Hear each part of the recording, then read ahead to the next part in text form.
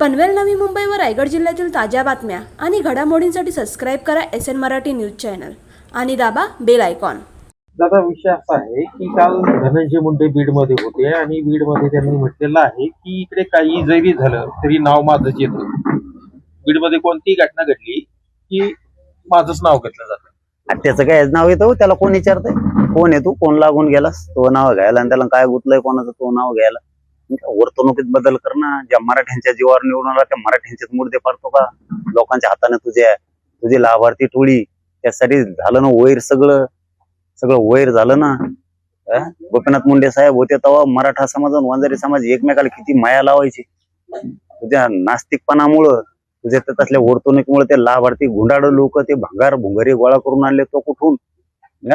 त्यांच्यासाठी ते कसले राडे करणार, कोणाला खंडणी मागणार, कोणाचे खून करणार, कोणाला बदनाम करणार, छेडछाडी करणार, त्यांना तू सांभाळणार आणि तू अशी वाईट कृत्य घडून आणणार आणि म्हणा तू जर बोलतो तो यार बोलायला काय गुतलं रे कोणाचं, तो वाचून काय राहिले कोणाचं?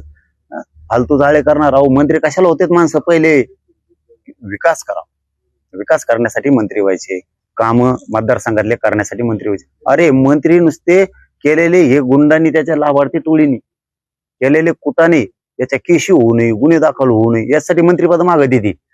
यांची दादागिरी चालाव, यांची गुंडागिरी चालाव हे म्हणते तसंच लोक वागले पाहिजेत। बापाचे पेंडे होय तुम्ही म्हणता तसं वागायला?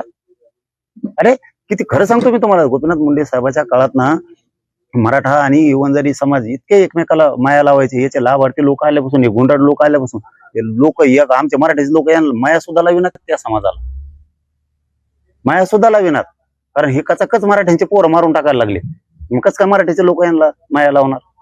यांना मराठ्याचं मत पाहिजे आणि म्हणा तो नाव घे, तो काय कोण नाव घेतोय? संतोष भाईचा देशमुखांचा खून केला त्या टायमाला तू पाठराखण केली, मोर्चे काढायला लावले।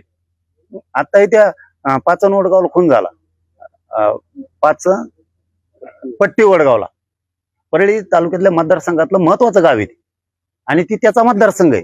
तो गेला का भेटायला तिथं? गेला?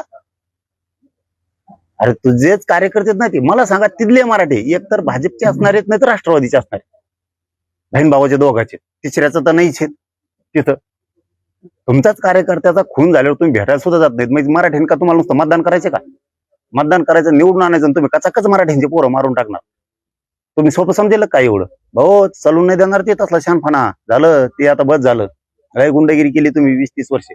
कसं काय पक्ष अजयदादाने याच्यामुळेच काढून टाकलं, फडणवीस साहेबांनी अजयदादाने याच्यामुळेच काढून टाकलं। हे नकोच उपद्रव करता, हाकलून दिलं काढून तिथून। त्याच काय डबल कसं काय घेत?